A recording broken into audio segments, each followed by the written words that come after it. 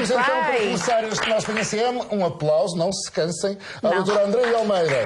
A doutora Andreia Almeida, aí vem, médica de medicina funcional e anti-aging.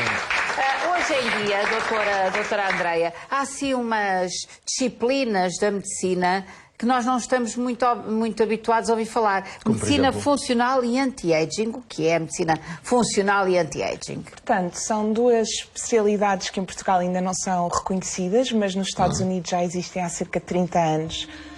Elas complementam-se. A medicina anti-aging foca-se muito no processo de anti-envelhecimento e modulação hormonal. Porque nós envelhecemos com o processo de diminuição hormonal. E a medicina funcional complementa, ou seja, tentamos encontrar a causa raiz daquele sintoma, daquela doença, para realmente resolver a base e tratar a pessoa como um sistema. E uma consulta de medicina funcional e anti-aging deve ser feita a partir de que idade?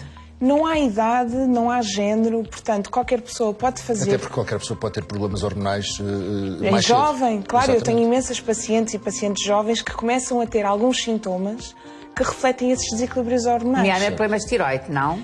Há vários, desde a dificuldade na perda de peso, queda de cabelo, alterações do humor. De repente temos uma jovem que uma semana antes da menstruação começa a ter ansiedade, alterações do padrão de sono.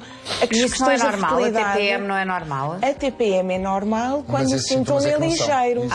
Quando começa a perturbar a nossa qualidade de vida, eu tenho jovens que deixam de ir trabalhar mensalmente 3, 4 dias antes da menstruação, porque ficam de cama. Exato. É verdade. Portanto, e isso foi durante muitos anos um dos motivos porque as mulheres foram discriminadas no emprego. Sim. O facto de terem oscilações no seu corpo ao longo do mês e, portanto, a entidade patronal preferia os homens que não tinham TPM, que não tinham menopausa. Graças enfim, a Deus, também isso já está tudo ultrapassado. Houve sempre aqui, quando dizia que a medicina anti-aging ainda não é reconhecida em Portugal, é precisamente também por causa de algum preconceito ou medo do desconhecido, que é precisamente a modulação hormonal. E há quem não seja propriamente a favor, desta modulação. Porquê? Porque o conceito de hormonas é muito associado a cancro. Há muito esta questão. A realidade é que há diferentes tipos de hormonas e tem que ser feito com acompanhamento médico. Clínico, exato. Há quem faça modulação hormonal sem ter qualquer tipo de formação médica. Vemos isso às vezes por outras pessoas feitas. Em vãos de escada. Exato. Até há pessoas que fazem por moto próprio, compram isopor de soja e compram não sei o quê. Exatamente. Portanto, eu costumo explicar que nós somos um equilíbrio, somos um sistema muito fino que tem que ser afinado de forma fisiológica. As hormonas que nós trabalhamos na medicina anti-aging são hormonas bioidênticas, ou seja, são hormonas que bioquimicamente são muito semelhantes às nossas. Trabalhamos em níveis fisiológicos com hormonas manipuladas em farmácias especializadas na área e, portanto, o que nós tentamos é otimizar em homens e em mulheres para níveis fisiológicos. Ora bem, chegámos ao ponto onde queríamos, que é falarmos de uma fase específica da mulher, que é a menopausa, que durante muitos anos foi encarada como um bicho-papão, não é? Porque as mulheres passavam muito mal, porque sentiam-se velhas, enfim, uma série de questões. E até há mulheres, enfim, mulheres culturalmente evoluídas que, apesar de tudo, ainda olham de lado aqui para esta adaptação à menopausa, mas hoje em dia a menopausa já não é um bicho-papão. Nem deve ser, porque, Maia, nós cada vez mais procuramos uma longevidade com qualidade de vida. Eu acho que uma mulher com 50 e 60 anos, e eu costumo explicar que ainda tem uma segunda primavera pela frente. Portanto, tem que se sentir bonita, tem que dormir bem, tem que sentir um ótimo humor. O que eu acho é que a menopausa tem realmente vários mitos. E a menopausa não é só aos 50 anos, ou seja, há vários anos que antecedem a menopausa, que nós consideramos a perimenopausa, que pode começar aos 35, aos 40 ou até ainda mais cedo, que são as menopausas cirúrgicas. Mulheres que por algum problema de saúde tiveram que fazer a esterectomia e ficaram com um desequilíbrio hormonal, portanto... Mas falamos sempre de desequilíbrio hormonal. A menopausa é, na realidade, um desequilíbrio hormonal? A menopausa é um processo fisiológico que acontece com o processo de envelhecimento. Vai acontecer com todas as mulheres, da mesma forma que acontece também com os homens. A andropausa. Nas mulheres é mais evidente porque há mais sintomas associados. E deixa de haver o período menstrual. Exatamente, portanto, o homem não tem um sinal quase... Não tem um sinal externo, não é? A menopausa, nós dizemos, é um diagnóstico clínico, que é quando a mulher deixa de menstruar durante 12 meses consecutivos. Mas isso até pode ser benéfico. Há uma certa liberdade, em termos funcionais. Há uma certa liberdade numa mulher que não tem período. Tem a sua... Está a brincar, olha, não seja lençóis. Não falámos ontem sobre isso. Mas eu acho que isso é outro mito, Maia, porque eu acho que o ciclo menstrual faz parte da mulher. Sim. E o que acontece com a menstruação, e é o que eu tento explicar aos meus pacientes, os ciclos menstruais, o que é suposto sentir e não sentir, aquilo é quase um relógio guia que nos ajuda a perceber o que é que nós estamos a passar. O grande problema da menopausa e dos anos que antecedem a menopausa, porque nós começamos a fazer modulação hormonal muito antes da chegada oficial da menopausa, é que isso também provoca o próprio envelhecimento celular. Maior risco de osteoporose, maior risco de eventos cardiovasculares, alterações com maior risco de depressão, ataques de pânico. Eu tenho imensas mulheres a fazerem antidepressivos anos e anos e anos, quando por vezes basta fazer a correção hormonal e os sintomas desaparecem. Então, eu vou voltar àquilo que lhe estava a perguntar. A modulação hormonal não vai retirar a menopausa, ou seja, ela vai sempre acontecer, claro, mas pode retardá-la ou diminuir os seus efeitos? Diminui os sintomas que a mulher sente, os afrontamentos, o envelhecimento da pele, a dificuldade em perder peso, as alterações do sono. Portanto, há uma série de sintomas que atrasamos e regredimos. Regredimos também o risco de doenças relacionadas com o envelhecimento, aquela expressão que nós usamos. A partir dos 40 parece que me aparece tudo. A tensão só começa a aparecer. Eu não acho nada que seja a partir dos 40. Mas há mulheres que sim, que refletem que o processo de envelhecimento é precoce, começa a acontecer, porque está relacionado com os nossos níveis de stress. Sim. Também. Mas hoje em dia a mulher de 40 é uma mulher que é profundamente ativa. Mas a mulher sente mais cansaço, sente que o corpo dela não responde, vai fazer um treino no ginásio, sente que o corpo dela já não responde da mesma forma. Os homens, na realidade, a partir de homens uma certa e mulheres, idade, porque o processo de envelhecimento acontece. Para todos, claro. Exatamente. Não é? Claro.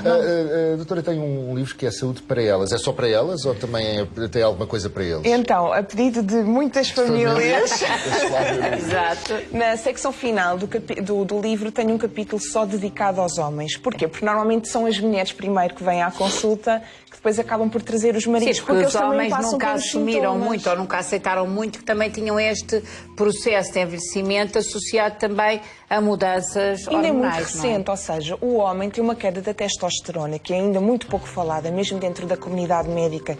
Por exemplo, a nível de risco cardiovascular, o risco da hipertensão, as alterações a nível das demências, as perdas de memória, a dificuldade no ganho de massa muscular, ok? Sim, claro. Ou na performance a nível de ginásio, tem a ver com o declínio. Ou sexual, e essa é não deve muitas ser vezes tabu. a razão pela qual o homem não fala nessa situação. Verdade. E não vai ao médico e não procura precisamente por isso, por vergonha. Vergonha, mesmo Conceito. dentro do próprio casal, às vezes eu trabalho o casal em consulta, peço para virem os dois, porque mesmo dentro deles é tabu falarmos sobre este assunto, porque o homem, a testosterona define virilidade, e quando falamos de virilidade, falamos na parte da sexualidade, falamos na parte a nível de comportamento e decisões a nível mesmo de empresas, o que eu costumo dizer, os homens mais executivos que têm um stress enorme, às vezes têm que dormir menos horas e, portanto, a capacidade de resposta é completamente diferente. Portanto, é o processo de envelhecimento que começa a ocorrer, que antigamente era aceito como normal, mas eu acho que hoje em dia nós com 50 anos queremos continuar a estar ativos e a fazermos... Como é óbvio. Com 50, querida. Com 60 ou 70. A gente tem que rever aí as suas balizas etárias. Eu ainda tenho 34. Exatamente. Não, mas, por exemplo, a partir dos 50 já se considera meia-idade, que eu acho que é uma expressão horrível. Sim, tem razão. Se pensarmos a chegar aos 100, tem mesmo São que ser termos meia-idade. médicos, Não é? não é? A não ser que queiram que a gente chegue aos 120 e só aos 60 é que se chega à meia-idade. Não é um termo que me choque, meia-idade, de todo. Eu chamo-lhe a segunda Como primavera. a Acho terceira muito idade mais também bonito. não me choca. Mas os conceitos têm que mudar. A longevidade está a aumentar e a nossa qualidade de vida deve acompanhar. Eu acho que uma pessoa com 70, 80 anos consegue perfeitamente manter a sua vida ativa como outras pessoas com 50, 60. É tudo uma questão de otimização de estilos de vida, modulação hormonal. E como eu costumo explicar, as suas consultas. eu tenho o meu consultório na Avenida da Liberdade. No meu site estão os contactos, se houver mulheres que precisem E de homens? acompanhamento. E homens. Mas é maioritariamente mulheres que a procuram. Neste momento, sim, mas neste momento há uma procura maior de homens porque, é como o Nuno diz, estavam em silêncio, com muitos sintomas, porque não é só homens a partir dos 50. Eu tenho homens com 20 e poucos anos que começam a demonstrar alguns distúrbios hormonais. E também não é das pastilhas que tomam para ganhar massa muscular? Há vários fatores, aquelas pastilhas do ginásio? Há um fator muito simples que está a acontecer em ambos os géneros, que é a questão do stress. As pessoas não têm noção do impacto que o stress tem no nosso ciclo hormonal. Sim. Portanto, alterações, homens que deixam de dormir, homens que começam a ter alterações da memória, a questão da performance sexual, dificuldade em atingir o orgasmo, o ganho de massa muscular. Portanto, há uma série de sintomas que estão mesmo relacionados com o stress, porque interferem no nosso cortisol e nos nossos níveis de adrenalina e noradrenalina. Depois o insucesso nessas áreas faz com que ainda tenham mais stress e, portanto, é uma bola de neve. Exatamente, portanto, nós temos que ir, lá está a medicina funcional, irmos à causa raiz do desequilíbrio, não é tratar um sintoma. Tem uma disfunção sexual, vai tomar um medicamento para melhorar a ereção, não é por aí. Vamos avaliar as causas, vamos excluir se há desequilíbrios. E tudo isto começa por uma simples análise ao sangue, não é? Sim, normalmente sim. Bem específicas, é certo, são análises muito específicas. Temos que escolher uma boa história clínica. Eu gosto imenso de conversar com os meus pacientes. Essa é a primeira, não é? Temos que olhar de cima a baixo. Há coisas que às vezes as análises não refletem, estão normais. Normalmente o stress, não é? Não, nós também temos formas de avaliar o stress. Claro. Temos sim. Como assim? Temos testes funcionais que nos permitem avaliar a nossa curva de cortisol, portanto, boa. que é a curva, é a hormona que regula o nosso relógio biológico. Mas o cortisol também vem nas análises que manda fazer, certo? Sim. Nós personalizamos sempre. Este tipo de medicina é uma medicina personalizada, não há um paciente igual. Certo. Cada pessoa que entra no consultório demonstra quais os objetivos, quais os sintomas que quer resolver. É comer um alfaiate. Exatamente, é por É um medida. tailor-made. Doutora Andréia, uma última questão. Não acha ou tem ideia que as mulheres a procuram no momento certo ou às vezes já a procuram tarde demais? Normalmente já vem um bocadinho tarde demais, porque isto é um bocadinho desconhecido, estas áreas. Por isso é que eu escrevi este livro, ou seja, há muitas coisas, muitas dicas, muitas checklists que eu apresento nesse livro para dar algumas guias à mulher e ao homem para reconhecer alguns sinais que não são normais. Certo. Portanto, é esse o objetivo. Eu acho que informação é poder e quanto mais informação nós tivermos, eu costumo explicar, se nós reconhecermos o nosso corpo, conseguimos ter as ferramentas para sermos a nossa melhor versão. Andréia, foi um gosto tê-la aqui. Obrigada, Almeida. muito obrigada. Já sabem, podem sempre procurar a doutora Andréia de Almeida, que ela trata-vos da saúde, que é o mesmo.